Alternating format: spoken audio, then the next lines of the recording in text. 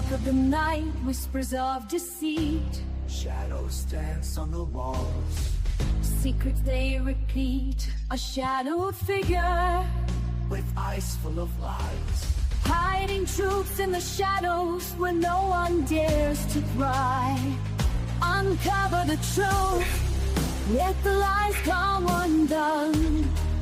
Peel back the layers until the light is shown. Uncover the truth, let the shadows run. Break free from the chains and find the sun. Uncover the truth in the dead of the night, where secrets lie hidden like a whispered bite. Uncover the truth in the dim of the light, where betrayals take root in the heart of the fight. In the rain-soaked streets. All right, go ahead. Shari Pappni. She was trying to get money. So she was not trying to get money. She was not trying to get money. She just wanted to be loved. She just wanted to be loved. Well, what about her boyfriend? Her husband. She had a husband. Didn't she have a boyfriend? Yes. She was. It has very many layers to it, but I'll try to do it without you falling asleep. Okay. So, great. Shari Pappni, if you look at her, she's absolutely gorgeous. She is around my age. She's a little bit older. Her husband, Keith Pappni, was kind of controlling. Their marriage, Keith Pappni was very worried about his image, and he wanted to portray the perfect marriage. They took a lot of pictures, and they tried to show they were happy. They had 2 children together. She married in 2009. She was fairly young. So the background of it was in November of 2016, Keith Pappni came home from work. Shari wasn't there. And the kids weren't there. The kids were young. The kids were, Shari picked them up from daycare. Keith called the daycare, and the daycare said Shari never made it to pick them up. So Keith walked around the house just trying to find her. And what he found, because Shari would run, he found her cell phone with her earbuds and then like a mat of her hair on top of the cell phone. So he was immediately concerned. He called the police. The police came out. It was the Shasta County Sheriff. Of course, everything crazy happens in Florida. So what's really odd, this happened on November 2nd. And Keith did everything right. He went on TV. He did media interviews. He used her name, talked about the kids. Yeah, there was a reward that eventually got up to $50,000 or $75,000. Shari Pappni was very small. She was like 5'3", but I mean, she was beautiful. She was absolutely gorgeous. So eventually, this goes on for weeks, and the police and agents, the FBI, were assuming the worst, that she had probably been dead by now.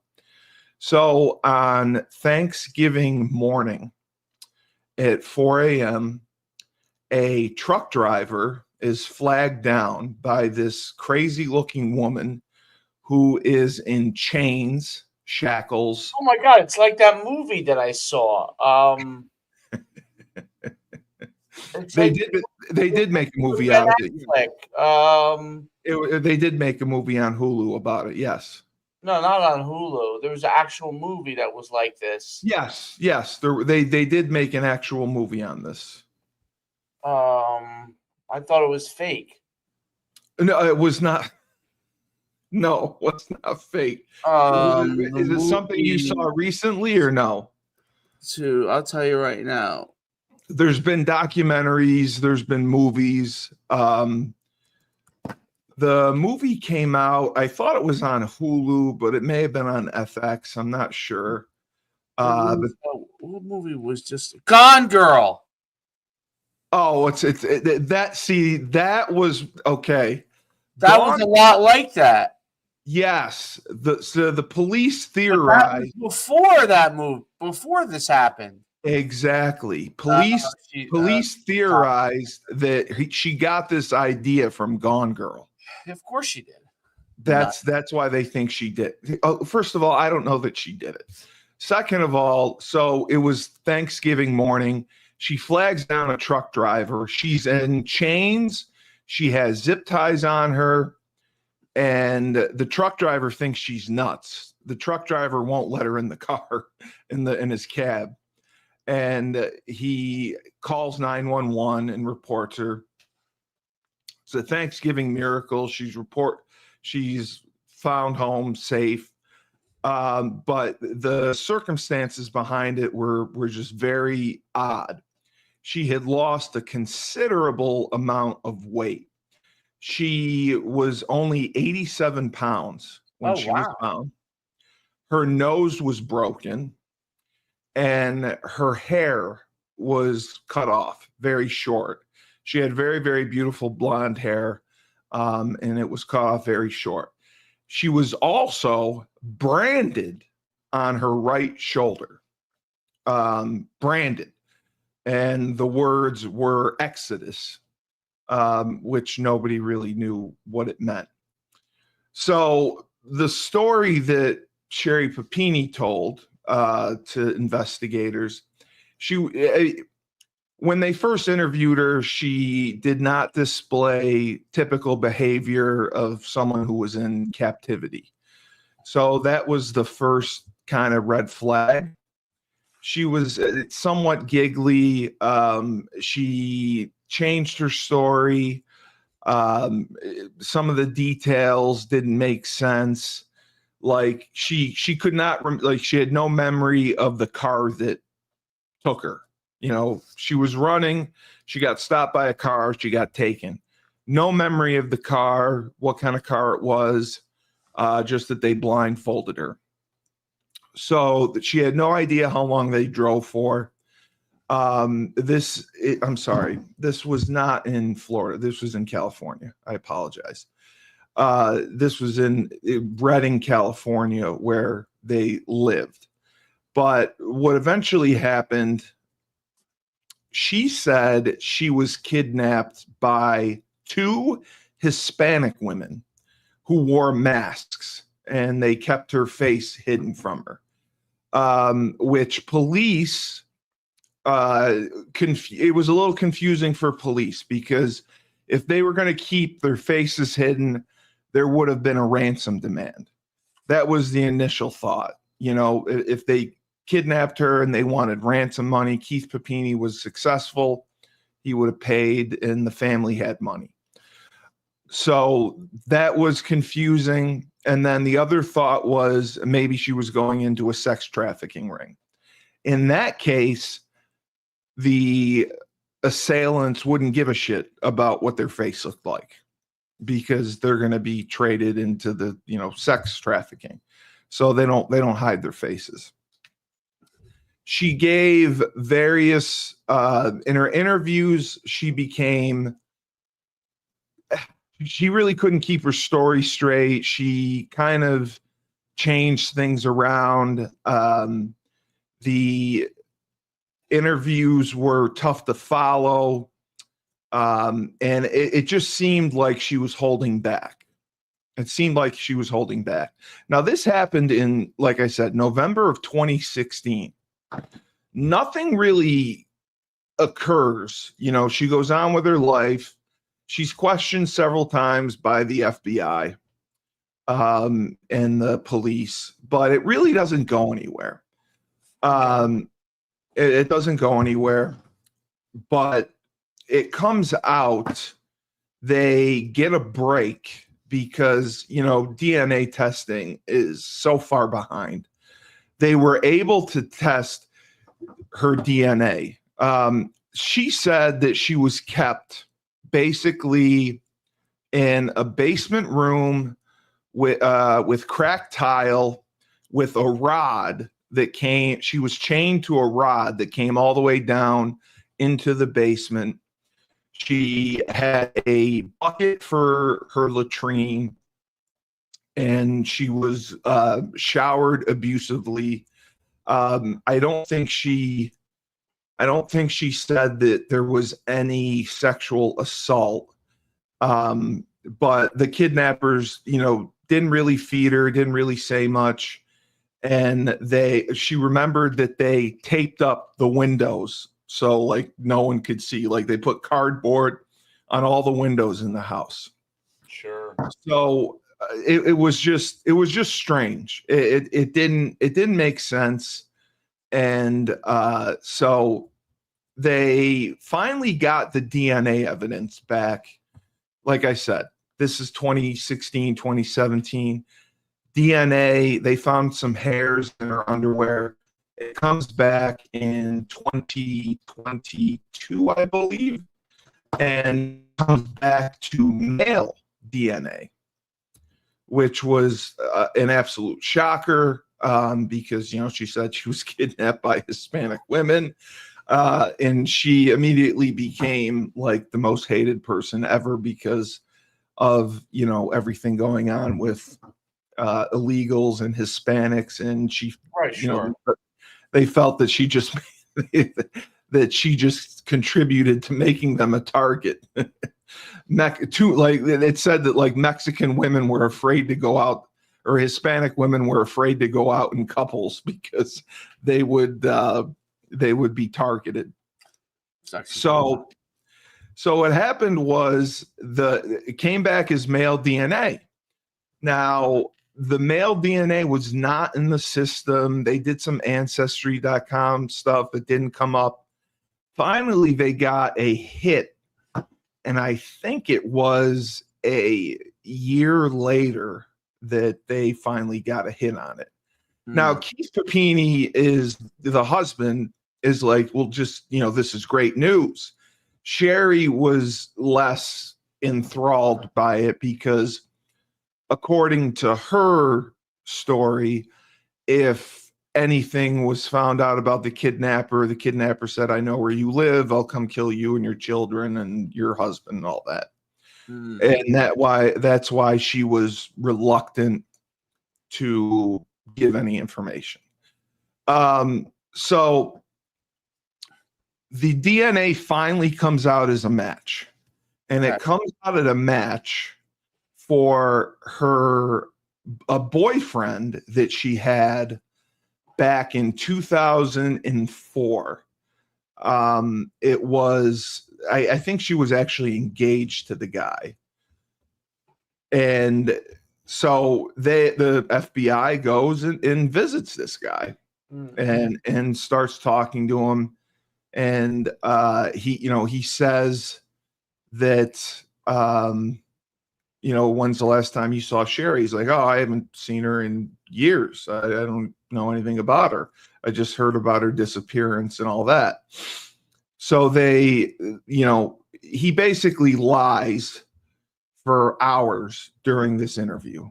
And investigators just get frustrated, and then they finally confront her with the DNA evidence. And that's when he dramatically changes his story. So according to him, was her husband, Keith Pappni, was beating her, and he came to rescue her because, they were close. She was a friend, apparently. She apparently bought burner phones so they could communicate. Although there was no evidence technically found that they were used for that reason. And so she had a lot of injuries on her when she was first found. There were bruises all over her body, the branding on her back, 87 pounds, a broken nose. She just looked like she looked emaciated and like she was a domestic violence victim. The ex-boyfriend was James Reyes. And he was the one who picked her up. And during the interview, he said that she asked him to inflict damage on her. So he started hitting her with hockey pucks.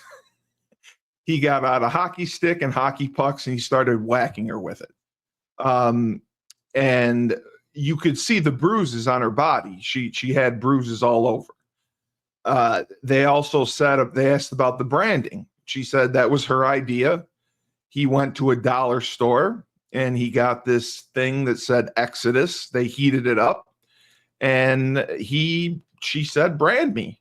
And like, she didn't scream or exhibit anything to show that she was in pain.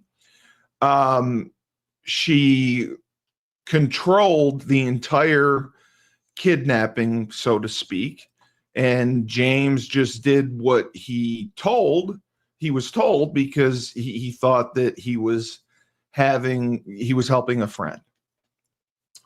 James Reyes was never charged.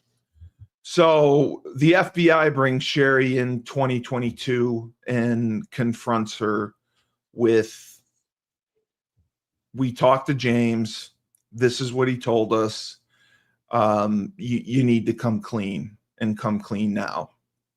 And she cried. She stuck to her story. Her husband basically abandoned her. He walked out of the room during the interview. He said, I can't do this. This is just ridiculous. And it set off just a firestorm.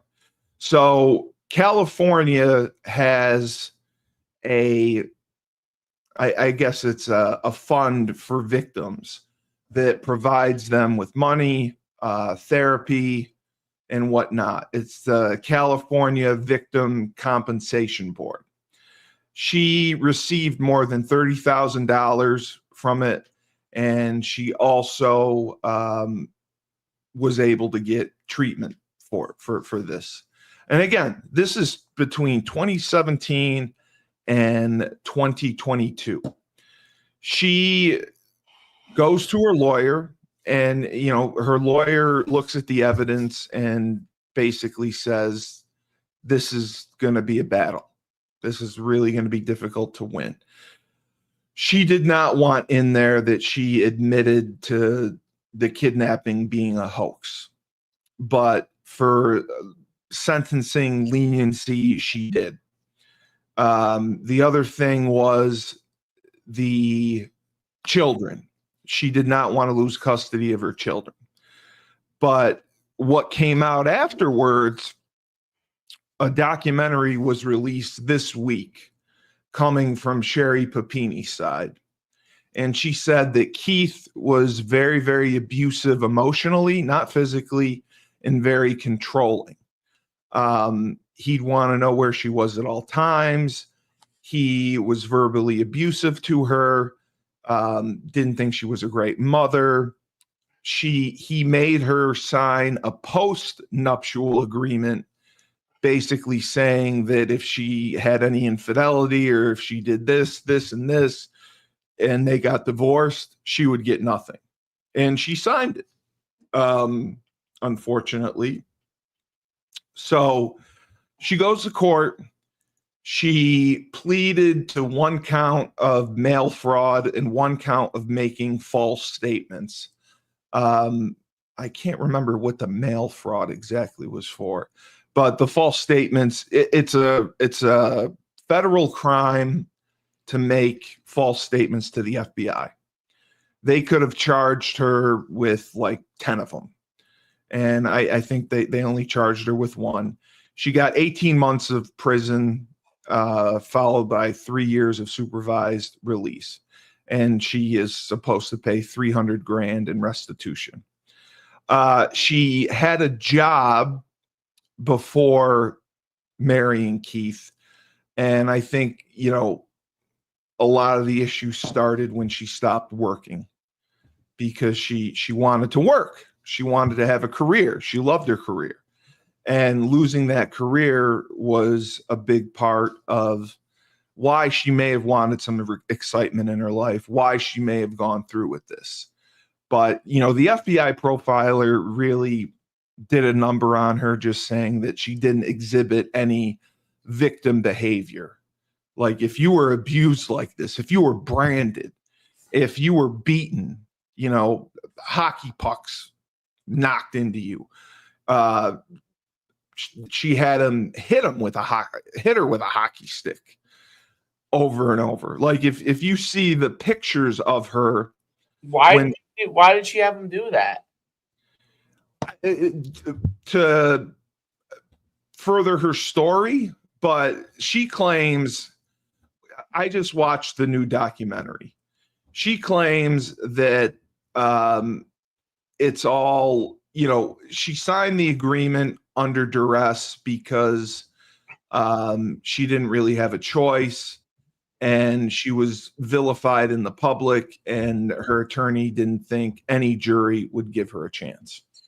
So she signed the agreement, and in the agreement, the indictment, it says that I perpetrated a hoax of my kidnapping. Her concern was the custody of her children. Keith applied for full custody of the children and actually wanted her to sign over her parental rights. She did not want to do that by any stretch of the imagination. So she signed the agreement. Right now, she was living for a while. When all this went down, Keith immediately separated from her in 2017. She lived with Keith's sister, her husband's sister, basically her sister-in-law, because the sister-in-law and the husband, Keith, did not have a good relationship. And she knew how controlling Keith could be, how Keith was more concerned about keeping up with appearances than anything and wanting to look good and not necessarily caring for Shari. The dynamics changed, obviously tremendously about, when she was arrested. She was very involved with being on camera, just as Keith was. And then she started developing a really inappropriate relationship with Keith. Now, after all this happened, the divorce, the kids, now she's back with Keith. It's a toxic, inappropriate relationship. They're not married or anything, but they're still physically involved. And it's really strange. It's very strange. And the other thing that was discovered, Shari also has a sister. She's not particularly close with her sister. And she also said her sister is involved with Keith. Her sister has an inappropriate relationship with Keith. They're close, and they're still really close. And they raise her kids. And I think her name is Sheila. And it's just, they showed in a home video where you see Keith and Shari's sister engaging physically in a way that you would just be mortified at. And then the father in the background goes, "Oh God, holy crap." But Keith has never discussed his personal life since the divorce. Both Keith and Shari were interviewed for, I think you may have seen this, Hulu's The Perfect Wife, where Keith praised Shari's sister for her support during the controversy. And he said that the sister was just an amazing support source for her. because I mean he was going through hell. He loved this woman, and the strangest thing was, so Sherry basically came out and said the entire kidnapping was true. James Reyes, my ex-boyfriend, sent 2 Mexican women, covered their faces. They kidnapped me. They drove me from Reading. I think it was a 4-hour drive away where nobody could find her. And, you know, she was beaten. She was branded by her captors. And, you know, some psychologists and some doctors looked into it and they said, there's no way that a human being would let this be done to themselves.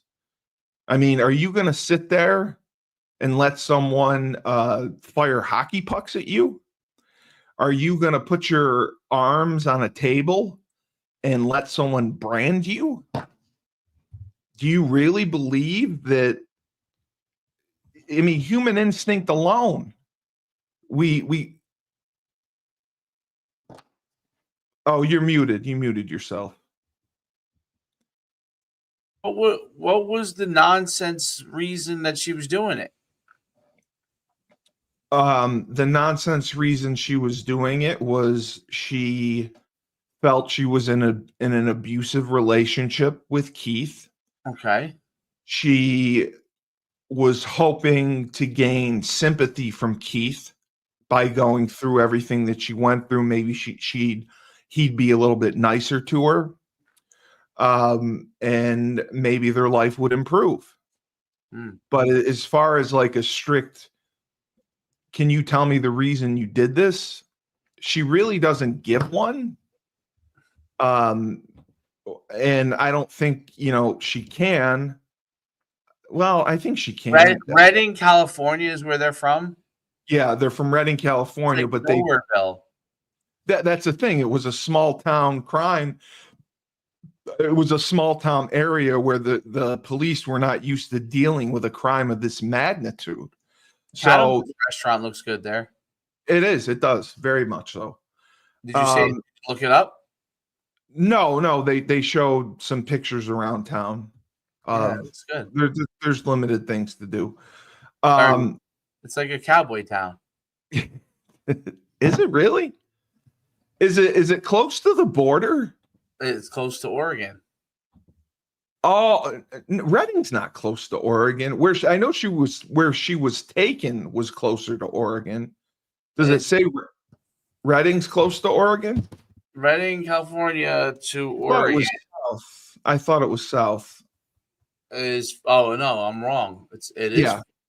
Well, wait, no, to Oregon border is. It's 115 miles. It's that close. Okay. Yeah, 2 hours.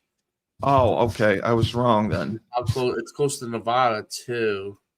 I thought she was driven several hours away. I thought when they showed it on the map, Redding was more in southern. 3 hours from Nevada. Yeah. So again, this went on for years. 4 years, there were no developments. They stayed married. Nothing really improved. But once the DNA evidence came out, Keith was thrilled. Sherry was mortified because she saw like maybe the lie was going to be exposed for what it was.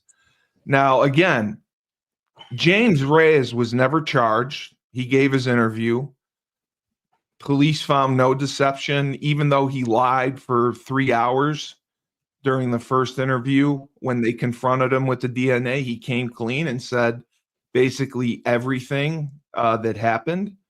Sherry, in her description of where she was being held, described his house to a T.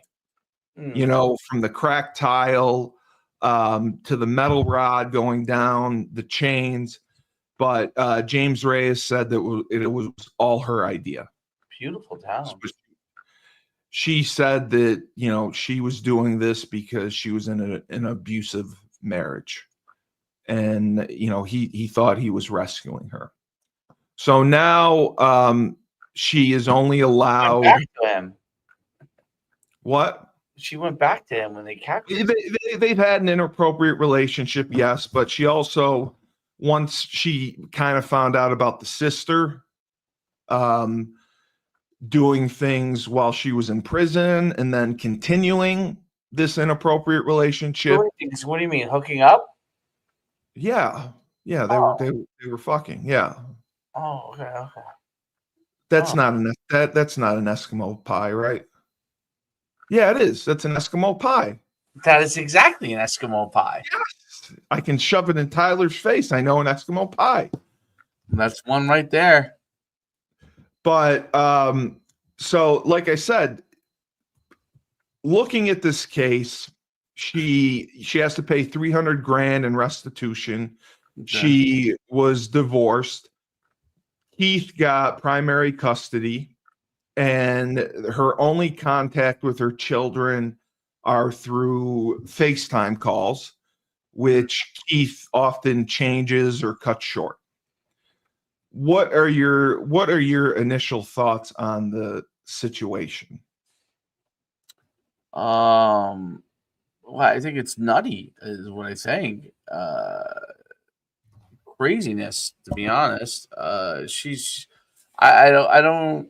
It was a huge manhunt, trying to find her. Like, what was the? I don't understand what the point was.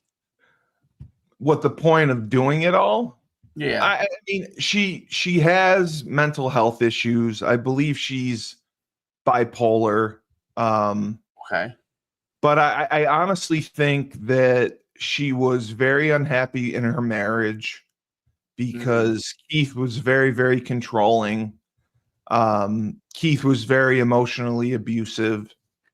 And maybe her hope was that by doing this, Keith would be nicer to her. And she's also an attention seeker. Obviously. She's also, according to FBI profilers, a people pleaser. So she's not someone who would stick up for herself. Got it. And she basically took this for years. And the only reason that they believe she concocted this all and came back was to make it look good. She came back on Thanksgiving morning. It's a Thanksgiving Day miracle. Sherry Papini's returned. And she said that she asked James, her ex-boyfriend, to bring her back because she missed her children. And she wanted to see her children. But when you watch her documentary, and I encourage you to do you have HBO Max? I think I do. You should definitely watch it, because when you hear her side, because they did a special on Hulu, they did a special on Dateline, and she admits to concocting this hoax. But when ID Discovery tries to do it from her point of view and gives her the freedom to, just speak freely, she reveals a lot. And, how would you feel if, how would your wife feel if you came to her 8 years later and said, here is a contract. If you commit any of these, we have a post-nuptial agreement. If we get divorced, you get nothing. I mean, would she take kindly to that? No, she wouldn't. She wouldn't, would she? And she did 10 months out of her 18-month sentence. She was, federal prison is no picnic, but she was placed in one of the nicer prisons in California. She's only paid $1,000 out of the $300,000 she still owes. She was living in a halfway house until her probation was over in 2023. She's on supervised release until 2026. Right. She's divorced. She rarely sees her kids other than through the FaceTiming. She has three children. Keith, wanted her to sign over her parental rights. She never did. The marriage was eventually dissolved in May of 2023. Keith was granted full custody. Shari is only allowed monthly 1-hour visits with her kids, where she is supervised by a court-appointed agency. And Keith does not speak to Shari outside of court or mediation. I believe that she can contest custody again down the road. She is currently writing 2 books, and she's working very, very hard at a new job. She has to work remotely, but she works hard. And she today on the docuseries that I told you about, this is where she says that James Reyes abducted her. And the FBI is not investigating it. The police are not investigating it, but she has some credible people on her team that say, certain injuries, like the bites that she had bite marks on her thighs. She had a footprint on her back, the branding, melting of her skin, which was done with a candle. There was no consent for any of that, she said. And then she also revealed that she was sexually abused early on in childhood by someone other than her parents, and that experience molded her personality. Sure. That's what made her more of a people pleaser. And, if I can placate them or make them calm down and be okay, I'll get hurt less. And her mother corroborated her story, acknowledging there was inappropriate sexual behavior that I don't want to get into. So would you believe that this is 100% a complete hoax? Do you think that it possibly lies somewhere in the middle? Do you think that she was full on kidnapped?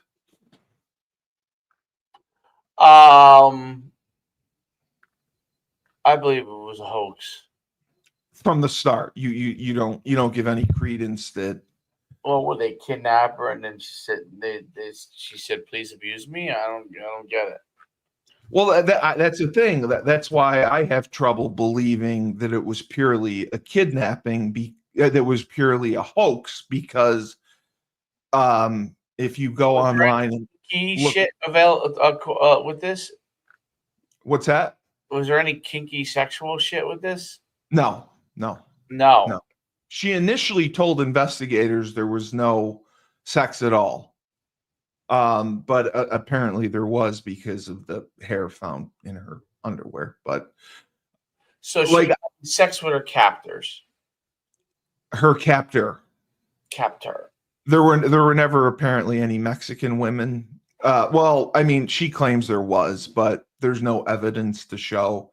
They brought the crime lab to her ex-boyfriend's house and, searched it up and down, found no DNA of another woman, especially a Hispanic woman.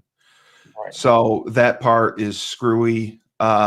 James Reyes admitted to picking her up. And he claims that he did this because she was in fear of her life, that Keith, her husband, was abusing her. So there's two sides to every story, and then there's the real truth. I believe that the truth is somewhere in the middle here. Meaning But what? well, I mean, I always tend to be a bleeding heart, and I want to believe in people even when it's blatantly false. Hmm. I think that she may have planned this, Hmm. but I think that at some point it got out of control. And if you, like I said, if you just Google pictures of her and you see the chains that she's in, and you see that she's emaciated, like if you're, I mean, if you Right, want to make that would make you think. Why is it? a How, how is it a hoax if she's 80 pounds? Like, why was she 86 starving? pounds, Why yeah, was she starving herself? I don't. maybe to make it look good, I don't know, but I mean, That she's seems small. to be a And painful masochist way to do things. if you look at the picture of her branding, it does not look pleasant. Hmm. And James Reyes said that like she didn't scream out in pain, she didn't do anything. She was like on a mission to have this done. Maybe she's a masochist. I don't think she is. She just seems like a regular house mom. Nah. Um, I think that she She has obviously tattoos now. she did. Yeah, she got tattoos. She got tattoos after all this. Yeah, She's maybe she was just a freak. she's not a she's not a freak. She was a house mom of 3 kids. She's a freak. She was abused by her husband How did he abuse her? emotionally, verbally. Okay. She made her sign a post-nuptial agreement, Maybe which she is was kind of nuts. ridiculous. Maybe she was nuts. She does have mental health disorders, yes, several of them. You Mhm. know, as far as especially being a people pleaser, and I thought she had bipolar disorder, but I just can't believe somebody would Mm. willingly let themselves be branded or Mm. come up with the idea. You know, I'm going to go through all this. Hey, what the hell? Let's brand me. Let's make it look real good. I mean that's you do that to cattle. Like I just don't see that as being possible. Yeah, I I don't know. I don't see her, letting this guy take slap shots off her body. And that's why I said if you can Maybe pull she up, was kinky. she's not. Will you stop with the kinky? Why does it always have to be kinky? It's not kinky. I just want to see if there's images of her injuries. If you can see if you see the images of her injuries, I think it may change your thought process. I just want to see if there's images of her injuries, because when you see how badly she was hurt, you have to admit that just the human psyche does not like pain, does not like her nose was broken. Like there's a picture of her nose broken. She's a Um, masochist. she's not a masochist. You don't just wake up one day and become a masochist. I see the branding. Okay, so you see how badly that looks? Do you see the hockey puck injuries where she's got bruises all over her body? You can see the spine and her back because she was down. Did you see the movie Gone Girl? No, I just heard about it because they Watch said that movie and you'll believe that she's a fucking nut job. that this was based off of Gone Girl. They said that she had watched Gone Girl and she got the idea of doing all this from Gone Girl. Yeah. Okay, Boomer has it correct. Crazy people do crazy shit. They do. They do. Crazy people do crazy shit. I agree. She's crazy. I don't think she's crazy. She's I think So you 100%, you can say with 100%, I'll go by the Karen Reed trial, 100% medical certainty that Sherry Papini is crazy, concocted this entire hoax, Yes. and willingly allowed herself to be abused. Yeah, and the Karen Reed case, by the way, it's come out that she said that she may have killed him. Well, that's been out for a while. But That's she's been like, out for a while. Maybe I did run him over. No. That's been out for a while, Dave. Well, that's you know what? Out. Now I'm thinking maybe she did do it. She did. No. I've watched the trial. I've watched the trial every day. She did not say that. All she said was, "Could I have hit him? Maybe. Is it possible? Did I hit him?" She was asking. Yeah, that crazy bitch killed him. No, she was the one who found his body on the yard. So her immediate thought was, "Oh my God, could I have done this? Did I do this?" But if you actually watch the trial, like I do every day, they have the. Okay, we're checking our phone again. You should haven't yawned that much. They have the top. I'm telling you, she might be crazy too. Karen Reed is not crazy. Karen Reed is about that. Karen Reed is brilliant. She worked for a financial planning firm. It doesn't have anything to do with crazy. You're right. It doesn't have anything to do with crazy, but she exhibited no signs of being crazy before this. And you don't know the entire story. When you have all the information, if you make the determination she's crazy, I can effectively debate you on that. But I can tell you that yesterday they had ARCA, which is the top accident reconstructionists in the country. They do studies on football players, hockey players to make their safety better. Okay, Boomer, are you telling me you can't see the crazy on her face? Are you telling me about Karen Reed? No, he's talking about Papini.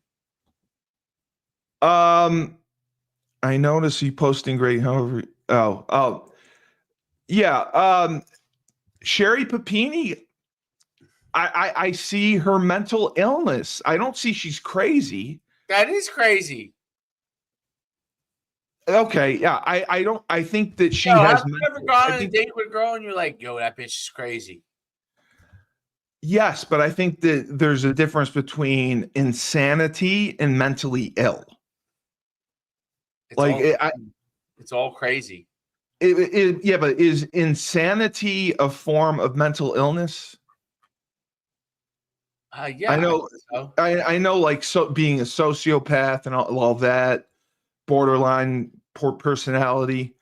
People with mental issues like she has, it shows in her eyes. That's why you avoid some people. Yeah, I think that's true. So you put you know the crazy eyes, like how many like. Yes, I have. I've been on a date. I've been on a date with a girl. I've enjoyed times with back in the day. That I knew she was crazy. Like it was a limited time. Yeah, I know. Like, crazy eyes. She had the eyes like this, like like. You think Sherry Papini has crazy eyes? She's a mother. If you look at her pictures, she doesn't have crazy. Crazier. Let's say Papini. Yeah, she definitely got crazy eyes. So, are you telling me if you met Sherry Papini 8 years ago that you would have not gone on a date with her? Well, I'd have to see a better look. She's gorgeous. She's absolutely gorgeous. Yeah, if you see her in pictures, going on a date with her and marrying her are two different things. Well, that's why I asked if you would go. Okay, that is true. But my point is you'd go on a date with her. I don't think that you can become a masochist overnight. Like if you see her being interviewed, her first interview, she's completely curled up, almost in the fetal position. Okay. She's traumatized. It didn't mean she wasn't traumatized. She put herself in that situation. I think she may have put herself in that situation. You I think he don't took know. it too far, this guy, or what? That's what I think. Yeah, I think that there may have been a plan to do this. Advantage? There may have been a plan to do this hoax, but the kidnapping eventually became real and out of hand, and he took it too far.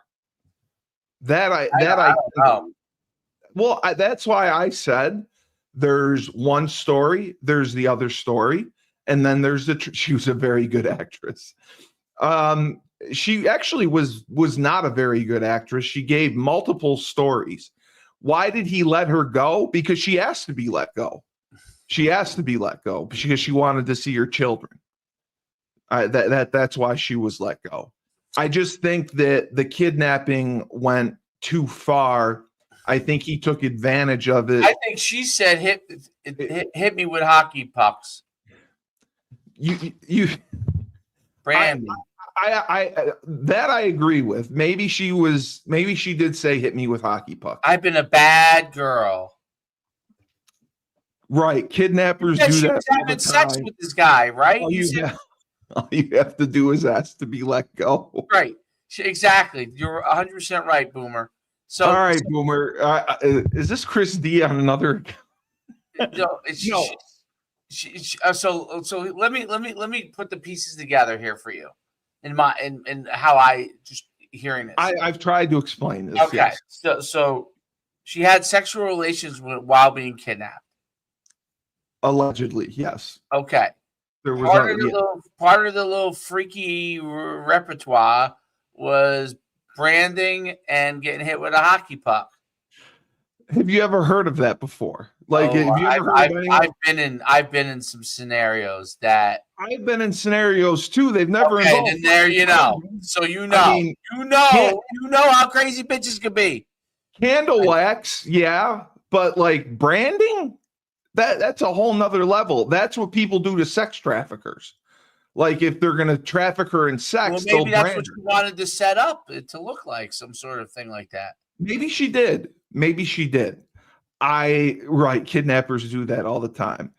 She had to make it look like she really was kidnapped. Yes, I agree. Yeah, I mean, if she got kidnapped and she came back 115 pounds. Yes, it would not have worked.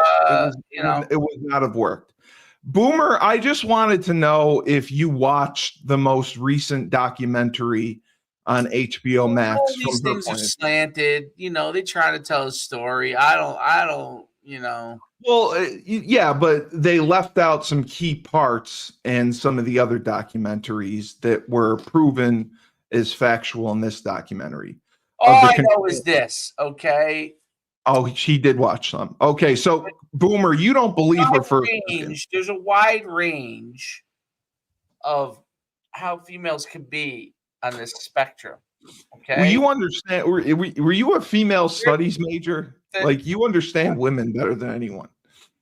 Well, I mean, I just think that I've dated and I grew up in an interesting situation. Oh, okay. And I dated a lot for a long time. The word that comes out of her mouth. The spectrum over here is okay. All right, I'm wrong then. Crazy, and the spectrum over here is like attention seeking. Okay. In the middle is she does. You're right. Boomer is right. She does have a record for making things up, and she has run away before. That is 100% true. Okay. So that is true. That is true. She was there. She was with him. She was making it look like she was having sex with him to keep him doing the things that she wanted him to do. She used sex to control him. The kidnapper. She did it again and again. Listen, if he does something, he says, "Man, I don't want to." He thinks he's being the knight in shining armor, coming to rescue her from a bad. I don't want to go to jail for this. I don't know if I should keep doing this. She has sex. She has sex with him. He does some more things. Oh, okay. All right, I can see that. She used sex to control him. Okay, I can see that. So when he comes to pick her up, he's the white knight in shining armor. Maybe He she's a thinks he's squirter. She's too little to be a squirter. You don't know. You But you don't know. you know what? That actually is plausible and makes sense. That once they got back to his place, and then she starts asking him to do all this crazy stuff to her. So obviously, he was afraid of getting charged.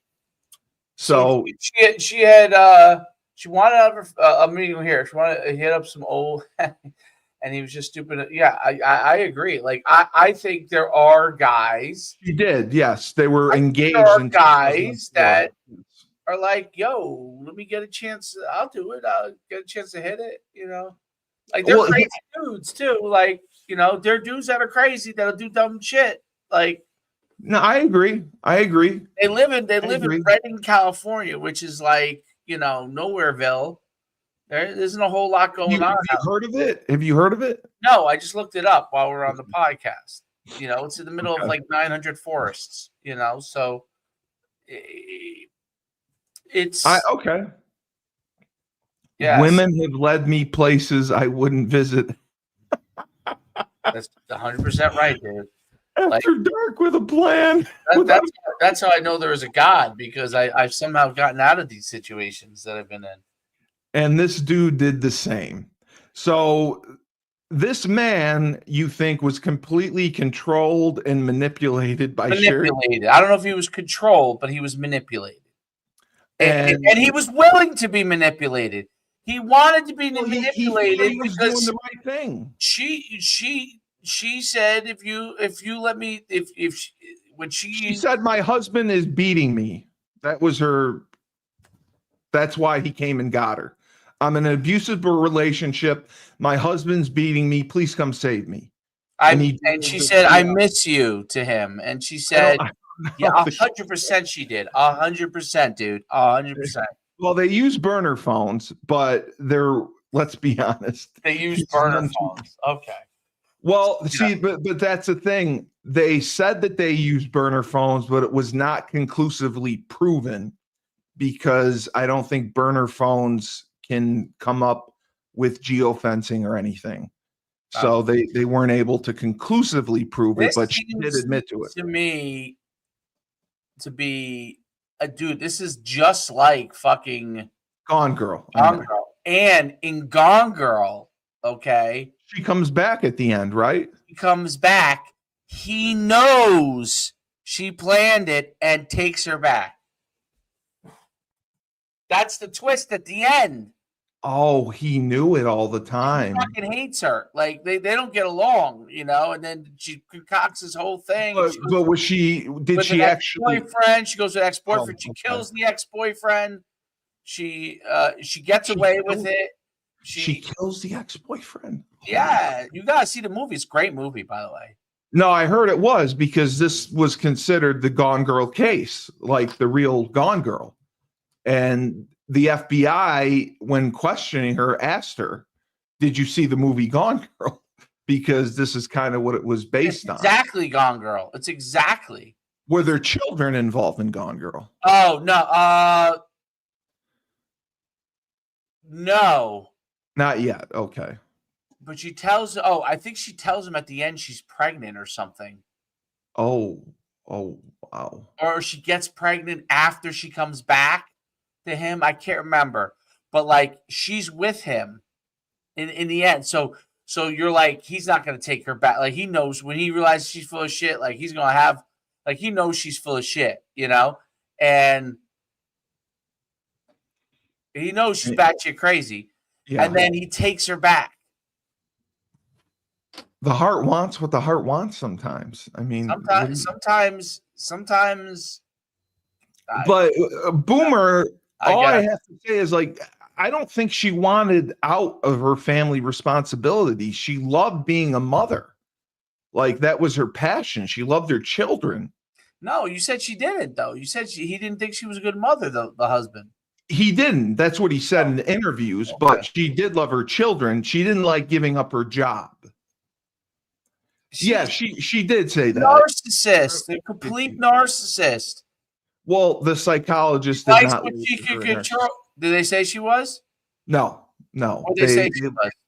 They labeled her something else that had to do with Something being a else, people. and the same psychotic guideline. No. Was Bipolar. because it doesn't seem like she is her own son has nothing. Yeah, because the husband poisoned the son to believe that mommy ran away. It's not hard to poison. Well, no. I'm just saying that she did love being a mother. She did not love giving up her career because she was completely financially dependent on Keith for money. I would like to analyze you psychologically. You can't. I'm impenetrable. Do you know how many therapists I've had? I don't know. Have you had? I've had 4. I've hated all of them. I fired all of them. The last one I fired was a couple months ago because listen, this is what the therapist said to me, and it angered me. She said that, Steve, you know what? You're very intelligent, and you're quite charming. You're very nice. This is how the session opened, which is unusual because she usually hammered me for something. And I said, "Oh, well, thank you. That's very kind of you to say." And her response was, "So was Ted Bundy." And I was like, so now we're comparing me to Ted Bundy? She's like, "No." She's like, "But I just want you to know, after spending time with you, I diagnose you. I fully believe that you have some sort of borderline personality tendencies." Okay. And that angered me, and I fired her. I am not borderline. There's nothing about me that's borderline. And and when you start off by saying you're charming and so is Ted Bundy, how do you think someone's going to react to that? How would you react to that? Dave, you're so smart. You're charming. You're nice. And you'd say, "Oh, well, that's kind of you to say. Very thoughtful." So is Ted Bundy. Getting mood changes is not BPD. I'm not. I don't get mood changes. My mood is steady. It's cool. I don't know about that, my friend. I don't know about that. There's some people that would say differently. Mood changes. You would say that I'm moody? Not with me. Not with you? Yeah. You can't go off of what Shane says. I have other people that have. You have other sources. You have other sources that say I'm moody. I don't know if the word would be moody. Temperamental? That might be a good word, yeah. Temperamental. Okay. Other sources that have described me as temperamental? Yes. I think you're good with me, maybe because we align more on what we're trying to accomplish. But I think you have a hard time if someone challenges what you're doing. And so if I were to challenge you, you're challenging me on this case. I'm not. But this is part of our shtick. I'm saying if I were to challenge you personally outside of our, how would you challenge me personally?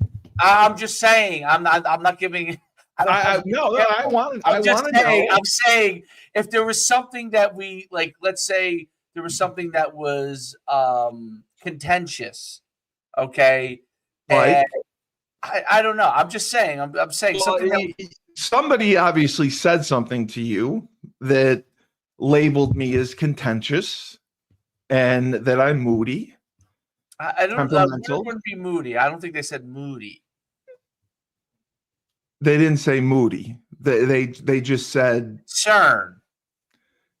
Concern? Voice concern. Well, yeah. I mean, because I'll say stuff out of left field, but it's for entertainment purposes. Or are you saying off air? Off air concern. Oh, it's off air concern. Okay, Not that's on air. I don't on air. We understand. You know, it's yeah, that's different. If it's off air, yeah. It's part of like, you know, nobody's really like getting at anybody like seriously. But Yeah, if it's off air, absolutely. Okay. So as far as like so I wouldn't say that you know, like I don't know your whatever you call them, therapist, but I think therapists tended to, in my opinion, I've only been to a couple in my time, but to jump to conclusions without knowing all the facts. Well, I mean, this because that's what they're trained to do. Because if you come to them, they have to show that they're they worth. got to show that they know something in order to get you to come back. In this case, now what would be concerning to me was, why did she jump to Ted Bundy with you? Listen, first of all, this wasn't a jump to conclusion. This was like a 3-month deal. Like Okay. So after 3 months, she concluded that you had Ted Bundy tendencies? No. She said that I had borderline personality. Okay. BPD. That was her conclusion. But did anybody else ever conclude that? No. Do you think that maybe because you played the line and you were obviously, you know, like really like getting after, and you played for a long time. You played beyond college, not just but you played. How many years did you play in the pros? Probably 7 total. Oh, you played 7 years in the world league and all that. Okay. No, I played a couple in NFL Europe, a couple in Arena, and a couple in Canada. Okay, so that's a long time. So that's a very long time. So because I always thought that college, if you play just college in high school, there's a certain level of beat upness you get.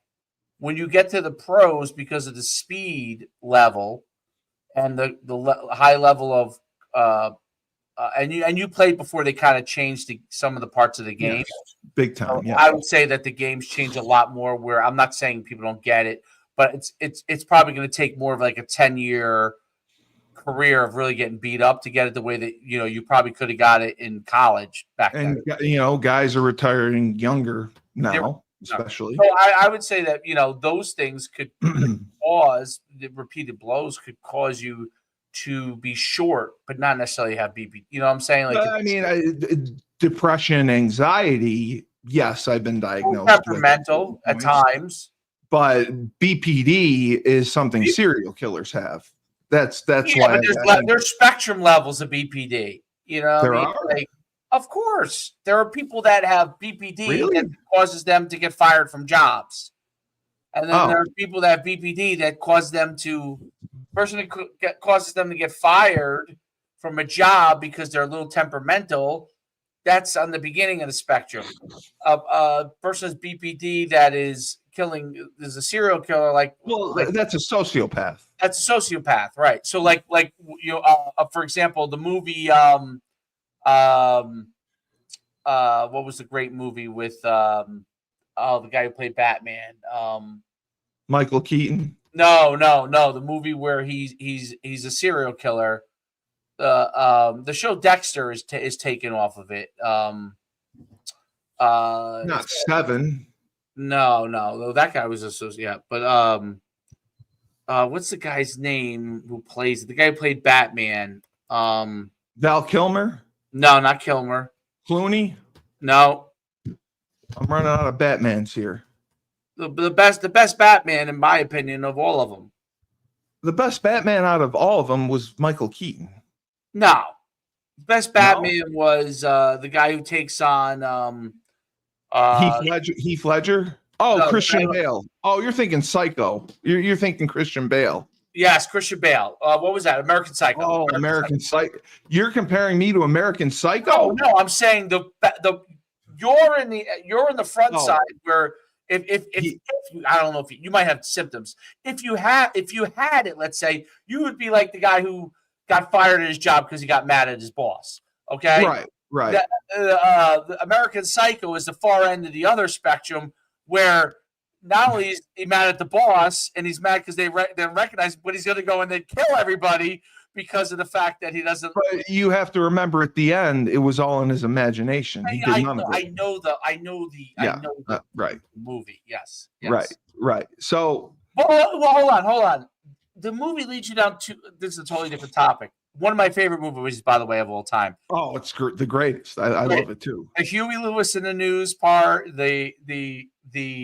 So your conclusion at the end of that movie, and this is off the rails here, but at the end of that movie is that he was dreaming it, right? He confesses to the police that he did all these things, and they just look at him like he's nuts. And then the cop that walks in that he allegedly kills is alive, right. And that's why. That's why you think it was literally like a psycho, like psychotic moment, right?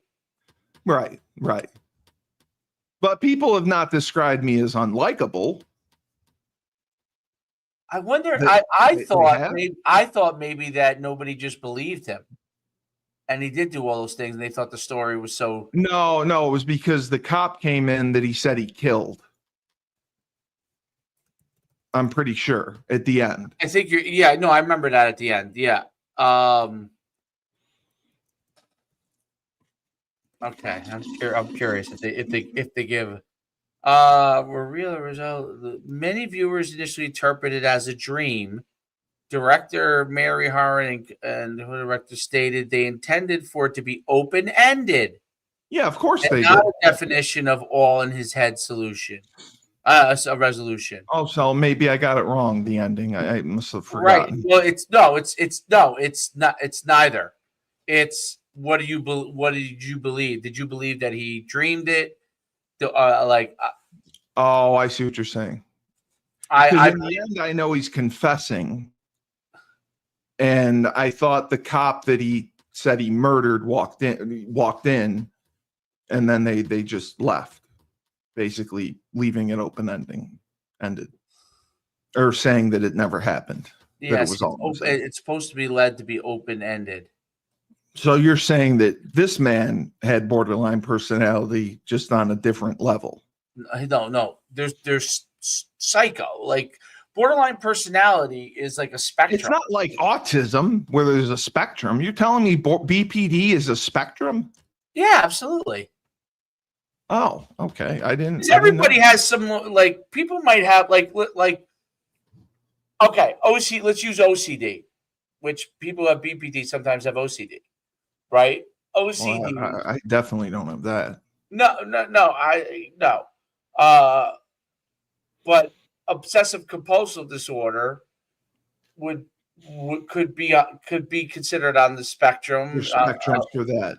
Yeah, and there is spectrums for OCD, right? There was a girl who went to UConn who was the baton twirler.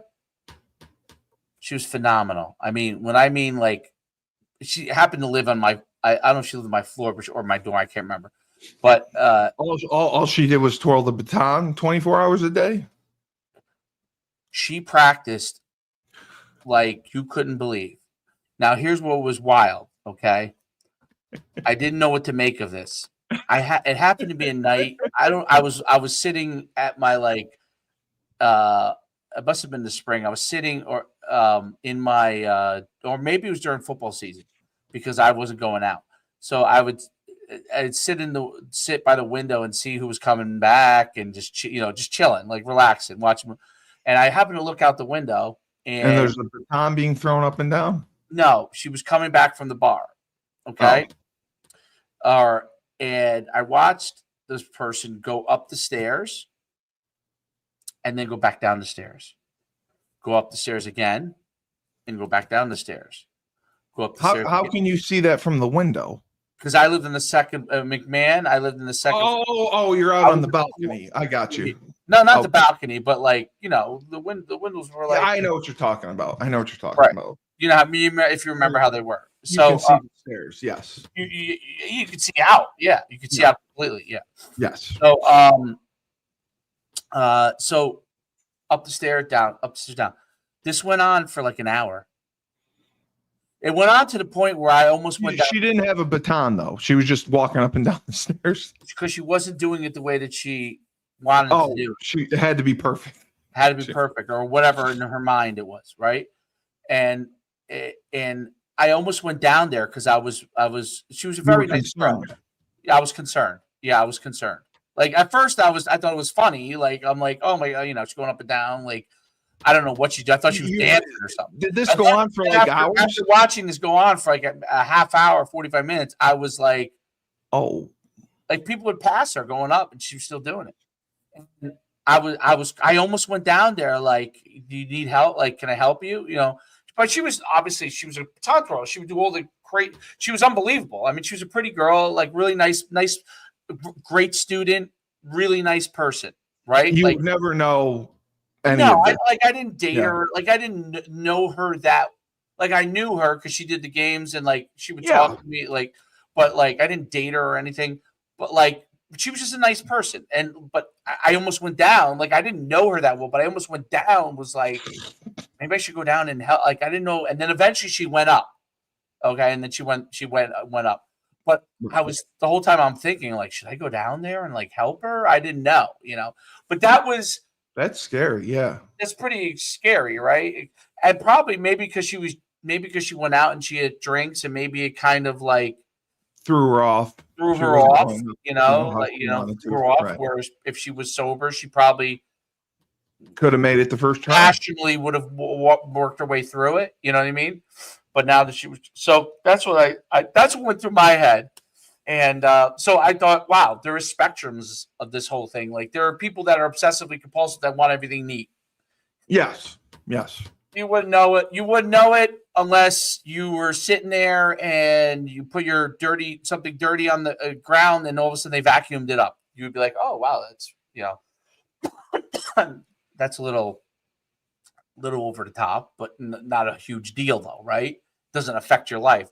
Then there's something like that could maybe could make them great at something, right? She was great at this. And it could make, like, she was at school for free for this. That's how good she was. Like she was the main person, right? But that's a different level of compulsion. Different levels. Right. So that's my point on there are spectrums anyway. But right. But you wouldn't describe me as she was trying to say to you, what I was saying is she was trying to say to you, but had no tact in doing it.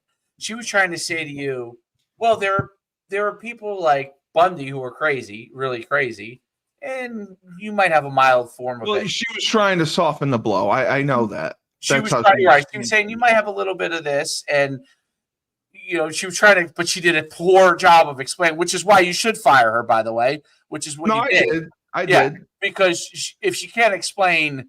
She was trying to make a joke out of it. She was trying to make it a good joke. That's not a good joke. She was trying to make it seem like it wasn't a big deal. That's not a good joke, right? Like if someone was to make a diagnosis, they should explain to you what she did after, but you don't lead with that. That's a mistake. But and then of course I go down the rabbit hole and look it up. Of course. And most serial killers have borderline. So that's what kind of like angered me. Yeah, but that's my point on their levels. Like there are the spectrum. Serial killers are the extreme, right? Most people who have these things are not dangerous, right? Right, but it's also not really treatable. That was the other concern I had. I don't know enough about it. So yeah, it's not. It's reframing your thoughts, and it's more. Well, I'm reading right here. BPD is treatable. It's not curable.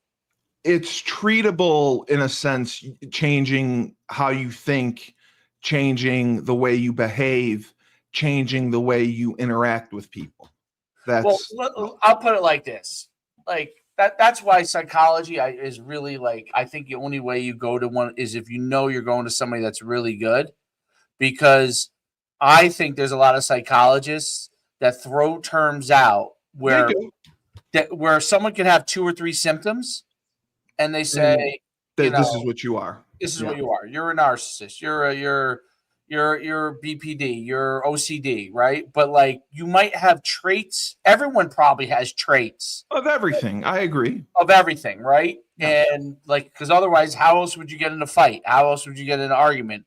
As a human being, like, there's certain things that are meant, in my opinion, mental coping mechanisms that allow you to live. Now, at the extremes, they're dangerous, Correct. right? At the Correct. extremes, they're dangerous. No person didn't ever not think of harming somebody else when something went wrong and they were annoyed. But actually going and doing it is a It's different, a different story. Yes. different story, right? So that's there's a level of no control over impulse. Obviously, Ted Bundy, zero control over impulse. Zero. Right. But he Right? was very charming and very nice and intelligent. Listen, you know who I think is great but concerns me? Elon Musk. Oh, well, Elon's on the spectrum. Yes. Okay. So there's a good example in a Yeah. different Yeah. thing. Okay, but he's on the spectrum. Okay, when you see someone who's on the spectrum lose it, now Elon's on the mild form of it, right? He's on the very, very culpable. He's a genius, and a lot of geniuses are on the spectrum. Well, yes, they have Your mental mind is on the borderline of brilliance and and you're on the edge. Like you know, like, how do you compute thoughts that other people can't compute? You know what I mean? Like, absolutely. you have to be near that edge. So it's no different than a great athleticism. Like, and you played at obviously a really high level, right? So when you play at a really high level, you have extreme athleticism, and then you're working hard. You realize that you're pushing the boundaries of things that could make you actually see that it can make you better than everybody else. You actually realize there's a point when you're like, if I really, really, really, really go all in, like, how good could I be? How good could you be? Yeah. Yeah, how good could you be? And you start to, and it's kind of sometimes even like a thought process where you may not actually be that elite, but you see where the finish line is to that extent, right? Yeah, you want to be as good as you can possibly be. You want to take yourself to the best that you're capable of. You're like, wow, I'm actually here competing with the very best there is. Like, what is it that I have to figure out to be as good as them? Like, I'm there. You're literally like, you're right there. Like, like in general athleticism, I always felt like I was very, very, like, I could do almost anything athletically well. Almost anything. I was a poor athlete. No, but as a lineman, though, you were right near the end. Like, I don't think so. Maybe you weren't athletic enough to be. Yes. But as far as technique-wise, toughness, knowledge of the game, you were there. Yeah. So everybody's missing something that otherwise you'd be Michael Jordan, right? So, but you can see where that line is. It's like when you get to a certain point as an athlete, you see, wow, okay, here's what the best is. I'm not really that far away from the best. It's just, can I get there? I don't know. Am I willing to get there too? Like everyone always says they're willing to get there, but there's a lot of things you really have to do to squeeze out. You're squeezing very few are. Like the difference between a guy who is a Hall of Famer and a guy like you who are in the World League is really much smaller than people realize. It's much smaller than realize, but it's enough to be the difference between being a millionaire plus and being in the European League. Yeah. But you can see it because you're playing with some of those guys and you see it and you're like, wow, I'm really not that far. It's just it's this I get there. Yes. Most people don't get there, right? Most people don't even get there. So same thing mind-wise, right? Like Elon knows for a fact in his own brain. He's accepted it, yes. that he's probably that he probably has this slight issues, but he also knows that he's probably smarter than 99.99%. Like, he's like a Michael Jordan level thinker, right? Intellectually, yes. But now he's challenged. Right. Now he's challenged that his thought process is correct. Like, basically, Trump and his team is challenging the fact that, Elon wants Trump to go farther on the bill and all that kind of stuff. And Trump is challenging back to this is how we see it. We see it differently. This is our plan. Yeah. When you're the most brilliant, now you start to get into this thing that doesn't compute well in your brain. What does that say? Boomer says you're worried about Elon and not Bill Gates, who has publicly said we.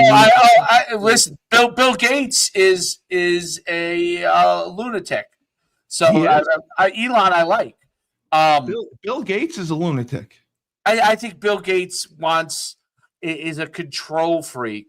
I don't know. Wants attention. I don't know if Bill Gates is on the spectrum or not because I don't know enough about him. But Bill Gates enjoys fueling the fire. I get that control and all that kind of stuff.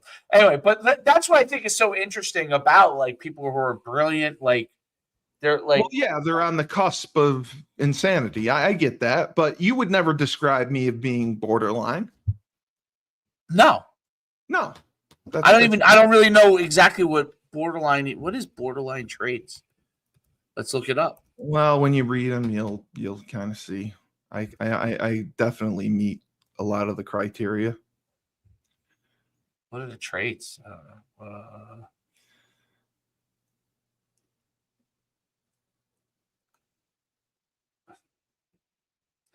I mean, listen, everybody has these at some point. You're trying to be nice. I'm reading these these are so general. Like, give me a break. The answer is everybody has these traits. So you would have to really, right. Like everybody has these. Everybody has moments of these things. It really depends on levels to it.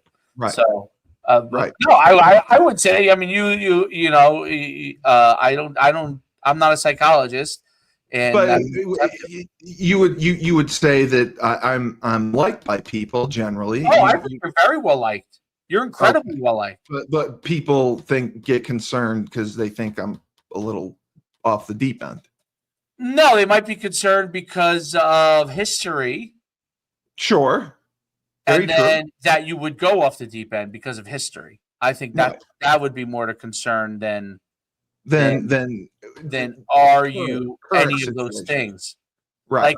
Like someone like me wouldn't know because I don't know enough. Wouldn't know if your past history, if that was a conscious choice or it was things that led to it. Right. So those are definite things.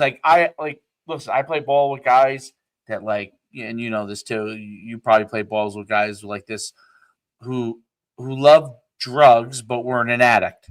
Okay. Yeah. And then you play ball with guys who couldn't control it, and there were certain things that led to it. Right.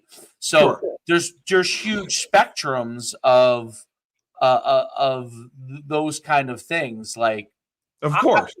I think it's very. I was never an addict when I played, though. No, right? No, you were. That's what I'm saying. This was post. I do wonder with football, like as long as you played, and you obviously you talk with Nowitzki and he's helped you through that stuff. Yeah, because I think he's a good person to talk to, or if I was ever to talk to any person, that would be get someone that he recommends. Because he did, yes. Because you have people because you played so long in a very, very physical position. Very. And not a physical position, meaning like wide receivers come across the middle, and when they get stuff from playing a long time, it's from like a blow once a game that's like jarring. Yours is repeated blows, like repeated small blows. You know what I mean? So it's and I think that's the challenge from the era that we played in. You know what I mean? That's the challenge from like I remember when I did not get picked up for the NFL and the arena and CFL teams that came to me. My agent came to me. He said, "Hey, would you want to go to Edmonton? Would you want to go? There was a team called like the Red Jersey Red Dogs or something. Yeah, the New Jersey Red Dogs. Yes. Remember Arena. that? Yeah. Yep. I mean, we're going back. I was in the They '90s. just didn't pay that well. That was Okay. Oh, so that was it. Yeah. Right. So I really didn't. I knew the Edmonton Eskimos were, but I didn't know much about the New Jersey Red. the Red Dogs. Yeah.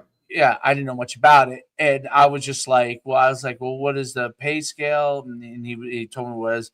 And I basically had a thought process at that moment where I was like, if I'm not good enough to be in the NFL, Yeah. Why beat yourself up for a couple I grand a week? felt like I was already physically beat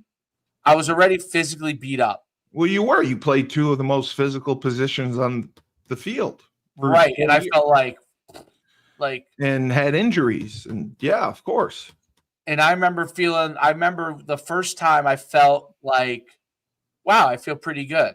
So I was in grad school for another year at UConn, finishing my MBA, and then my first year working when I was in Virginia. So it was 2 years after I was playing. I remember sitting on at the pool, and I was like, oh, I feel pretty good. Like my body felt good. You're healing up for once. My head felt normal, Absolutely. like I was like, I never had a processing issue or anything, but as far as just feeling like normal, Yeah. right? And then what was interesting is I felt really pretty good, other than when I had to get scopes or anything like that, all the way till I was probably, I would say, in my mid 40s. 40s. That's when it hits you. Yeah.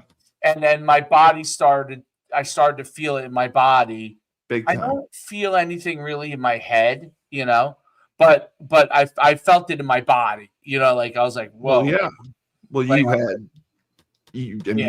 Beyond the just like physical going and playing sports, like I would go play basketball, in my 30s, and I would feel beat up the next day, but it wasn't that I was no more beat up than anybody else.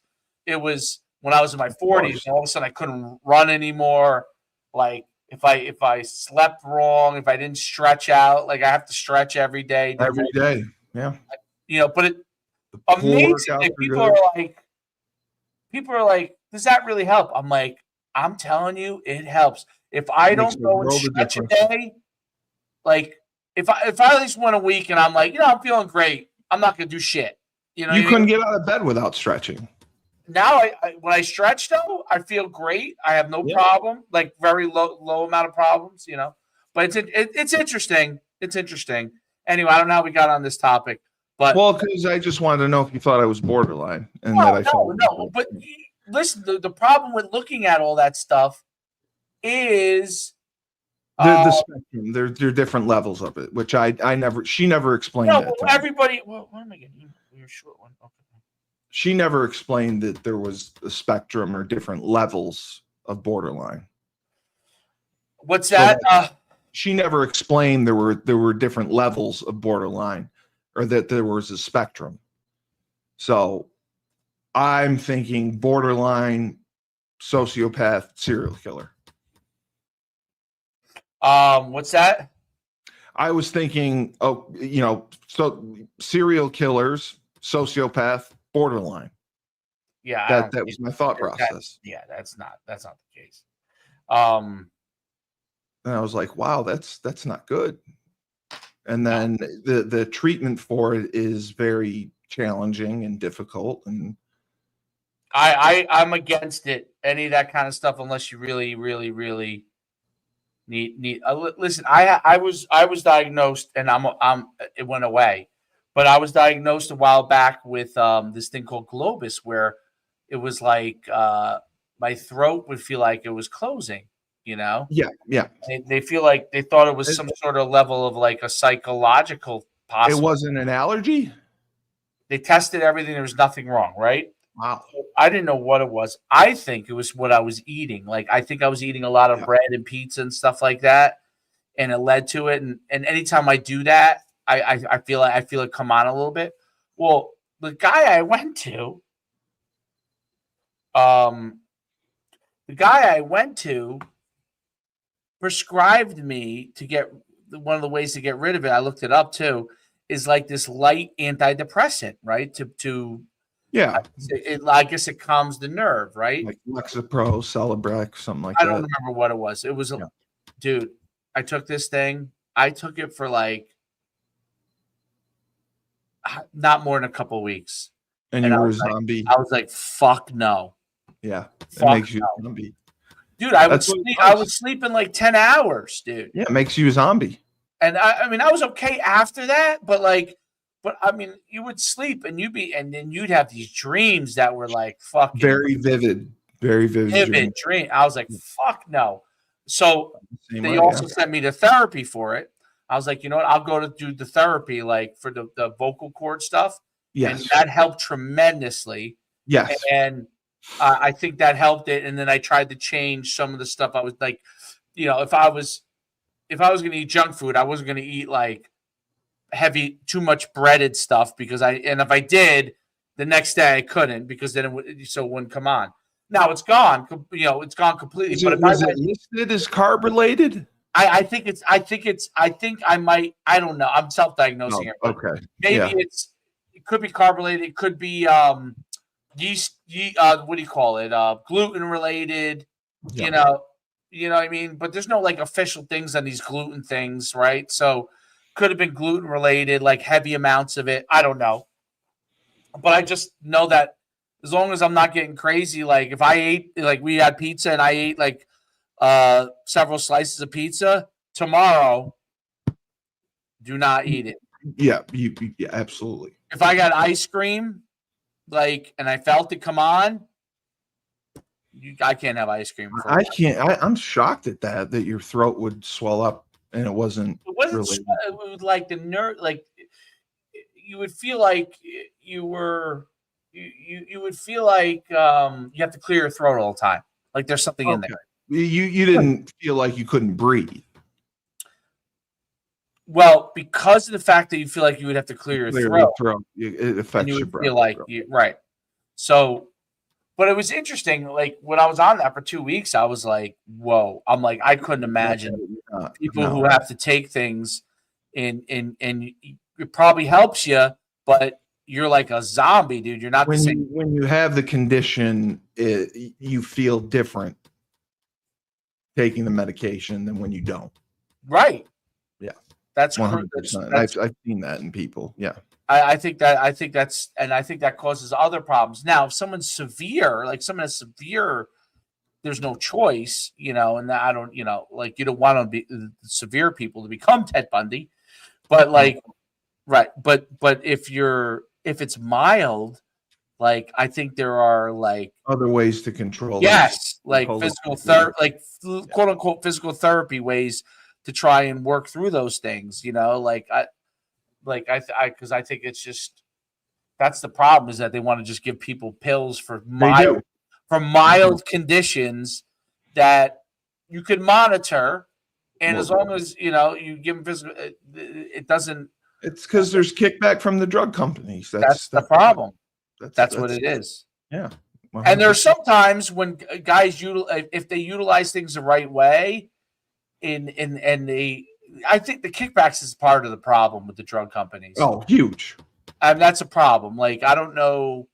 I think they tried to get rid of some of that. I don't know if they were able to, but it's definitely an issue because that's the first thing they think about. Well, shoot, if I'm going to get some extra money in my pocket, and if I have 100 customers, 100 clients, and they're all on it, I'm making thousands of dollars a month. Well, you see when you go into a doctor's office how many pharmaceutical reps are usually there. I don't think I've ever gone into a doctor's office without a pharmaceutical rep waiting to see the doctor. Yep. Yeah, that's just how it is. It's mind blowing.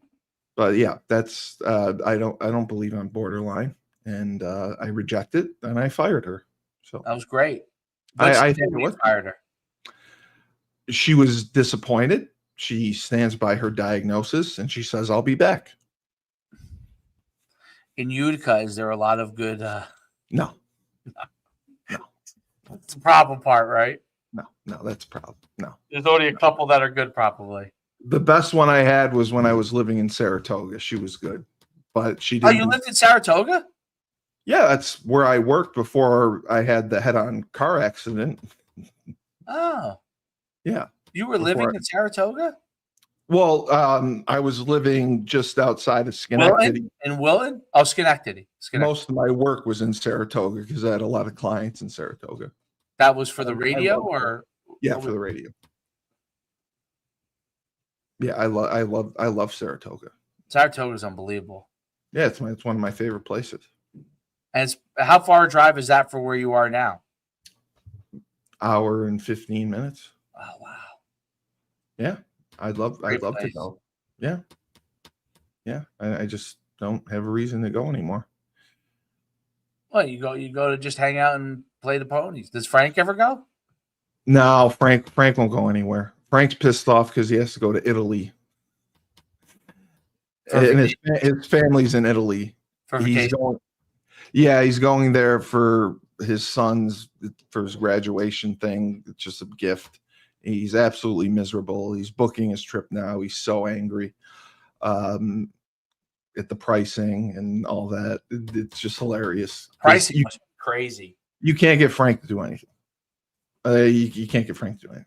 I couldn't get Frank to drive 30 minutes to Syracuse to go. I wanted to bring him to the Syracuse UConn game, and he wouldn't go. He won't do anything. Listen, he works harder than anyone I've ever met. That's right. He's up at 8 o'clock in the morning. He's making pizza dough, bread, everything for the pizzeria. The shop opens at 10:30, 11. His employees are limited to retarded. So he has to do so much. And he hit it big with the buffet. The buffet's been doing great. So it's doing great. That's awesome. The buffet's doing great. Yes, that's people been coming in. Yes, his buffet is big. He was doing some videos on the buffet for a while. I don't know if he still does them anymore. The buffet is spectacular. It's just he has a great bar, and the bar should do a lot better, and it doesn't, and that's what I think irritates him because in our town, people go to a bar that's much more inferior, when they should be going to his. That's what angers him. Is there music difference or? Yeah. I think they had bands now in the summer. But yeah. Does Frank have bands or no? No. Frank had the comedy club. He redid everything to do the comedy club. Then he shut that down after a year. Then he spent like $300,000 to build Smoking Guns, the country western place. He shut that down after 8 months. And that's why I said my doggy daycare idea still stands the test of time. You know what people get paid a lot of money to do? What do they do? Walking dogs. I have one leg. You want me to walk a dog? No, I'm just saying. No, they do. They do get paid a lot to walk dogs. I would love to walk dogs. I don't know how many I could do at a time. I'd have to have a schedule, but yeah, I would totally do that. Mm. Well, it's good. So you don't think I have borderline personality? I'm going to email my psychiatrist and just let her know that you have concluded. I diagnosed you're okay. I'm going to say Dr. Schumann. Dr. Schumann has concluded I do not have borderline personality disorder, and that I'm not Ted Bundy. I'm as smart as Ted Bundy. That concluded. Yeah. Do you have rec league tonight? Do you have a game tonight? Flag tonight. Okay. Do you have a tournament this weekend? No, we have our championship flag on Sunday. Okay. Saturday we have, I think Friday we have one baseball league playoff, and then Saturday another one. Okay. I will get you the information from Julius when we're doing this meeting. And then I have the dog food lady, because I do the animal shelter podcast. She has a national brand that's great. Money. Yeah. Did you get the link I sent you to? Yes, the link is phenomenal. Yeah. I did a video, then I broke it out into 4 small videos. But what exactly? I mean, it's obviously in addition to the subscription model, because it involves recruiting, it involves a bunch of other things, right? What's that? The Coach Schumann Subscribe, the network, the YouTube network. Are you renaming the YouTube network or no? Coach Schumann, the Coach Schumann Network? Well, I just have you. It's a website. You have a website. No, that's just a website. But the link Okay. the link has the partnership and sponsorship opportunity. Oh, okay. All right. Well, that's what I need. Okay. If you click on that link, you'll see. Oh, perfect. I can send it. I made a yes. You'll see. Oh, I got it. Okay. And then you'll see the video I made because Frank had a good idea. He asked me to make a video to talk about it, and I did. Huge. That's perfect. Then I broke it out. You know how you can make clips? I broke it out into 4 clips that highlighted some of the important things. Oh, perfect. Okay. So you can watch those too. Biggest brands that are getting. Yeah. So should I for like the medical supplies place? Should I send all of them? Do you think? I think you can share that the specific link that I sent you. Not yes, I have a specific link. Okay, specific link, and you tell them, you encourage them, look at that link, watch and then watch the video where Coach Schumann. I got the videos. Yep. The reach of the channel, and I show the numbers. I go through. So if you watch the video, I literally go through and I compare. Oh, that's perfect. All right. Then I got to get that to Kevin. All right. Yes. So I compare it, but you have to watch the video. If they don't watch the video, they're not going to. All right. So I'll send it to Kevin, Phil, and this Bill Peterson cocksucker. All right. And then I have, should I wait to send it to the striker guy until we get a meeting with him, or should I send it to him? The striker over, yeah. See if watch the video, see if something that fits it, and then okay, and then I'll give it to Julius. Perfect. All right, I'll get on that now. All right, man. Yeah, do your thing. All right, so I'm not borderline. Bloodlines and betrayal. Shari Pappni 100% did it. You don't think it's a hoax? She kidnapped herself. So for Detective Schumann, I'm Lieutenant Cully. Remember, when life gives you lemons, don't make lemonade. Take 2 oranges, throw them right back.